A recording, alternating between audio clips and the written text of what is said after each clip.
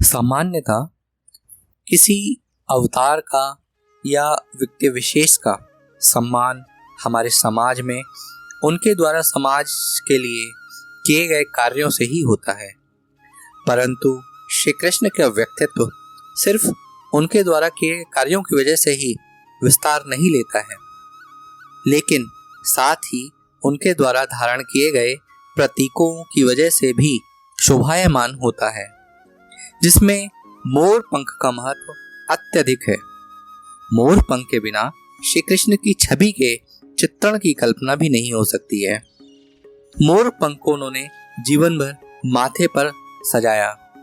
आखिरकार क्या है इसके पीछे का महत्व, जिसको हम लोग सामान्यतः व्यक्तित्व की शोभा तक ही सीमित मान लेते हैं, लेकिन क्या कभी हमने सोचा है कि आखिरकार श्री कृष्ण ने जीवन पर्यंत मोर के पंख को इतना महत्व क्यों दिया, उनको जीवन भर माथे पर क्यों सजाए रहे।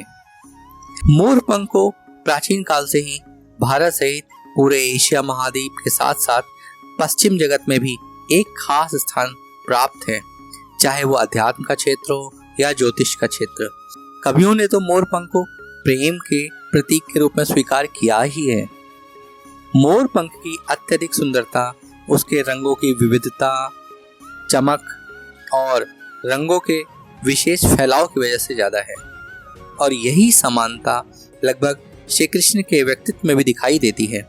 श्री कृष्ण का चरित्र इतना विस्तार लिए हुए होने के बाद भी अपने आप में संपूर्ण है, जिसमें अचंभित कर देने वाली घटनाओं की वजह से विभिन्न कलाओं का समावेश होता है।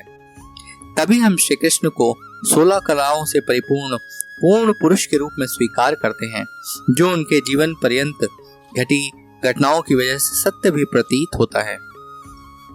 आध्यात्मिक जगत में भी मोर पंख को निष्काम भाव के प्रतीक के रूप में स्वीकार किया गया है।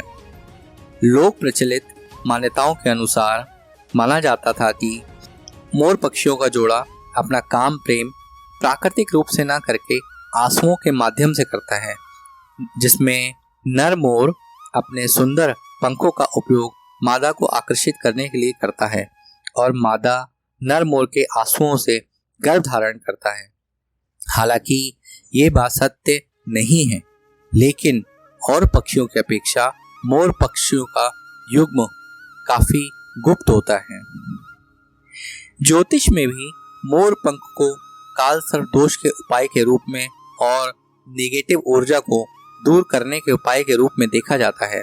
आज भी हम मोर पंख को मंदिरों में बाबाओं के पास और तांत्रिकों के पास आसानी से देख सकते हैं।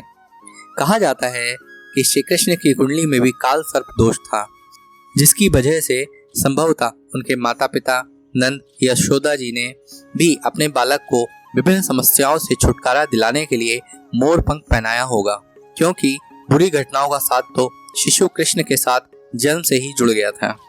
कवियों ने भी मोर पंख को अत्यधिक महत्व दिया है। राधा रानी को भी मोर अत्यधिक प्रिय थे। उनके महल में बहुत से मोर रहा करते थे। मान्यता के अनुसार राधा रानी ने अपने प्रेम स्वरूप मोर का पंख श्री कृष्ण को दिया था, जिसको उन्होंने आजीवन सम्मान देते हुए माथे पर धारण किया।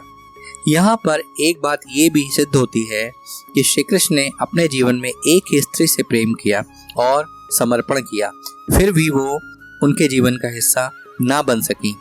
राधा कृष्ण का प्रेम हृदय से जन्मा था, इसलिए वो आध्यात्मिक कहलाया। आज भी संपूर्ण जगत में प्रत्येक व्यक्ति प्रेम को समझने के लिए राधा कृष्ण की ओर ही देखता है।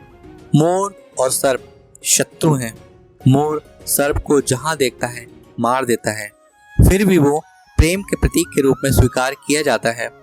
यही बात श्री कृष्ण के जीवन में भी लागू होती है। श्री कृष्ण ने अपने जीवन में सभी शत्रुओं का एक ओर तो संपूर्ण संहार किया, वहीं दूसरी ओर प्रेम को सर्वोपरि माना। बहेलिया का तीर हो या गांधारी का श्राप, उन्होंने सहर्ष स्वीकार किया। मोरपंख और बलराम, जो कि शेषनाग का अवतार माने जाते हैं, उनके जीवन में हमेशा साथ रहे। अर्थात दो विपरीत ध्रुवों को संभालने की क्षमता श्री कृष्ण में संपूर्ण रूप से थी। मोर पंखों के रंगों की विविधता को भी जीवन के विभिन्न पहलुओं से जोड़कर देखा गया है। मनुष्य के जीवन में सुख और दुख के समान विस्तार और चक्रीय गति को समझाता हुआ भी प्रतीत होता है मोर पंख। हालांकि मोर और मोर पंख से जुड़ी हुई एक कथा श्री राम और माता सीता से भी जुड़ी है, जिसके कारण श्री कृष्ण ने मोर पंख को इस जीवन में माथे पर स्वीकार किया। लेकिन वो कथा फिर कभी। हरि अनंत, हरि कथा अनंता। हरे कृष्ण।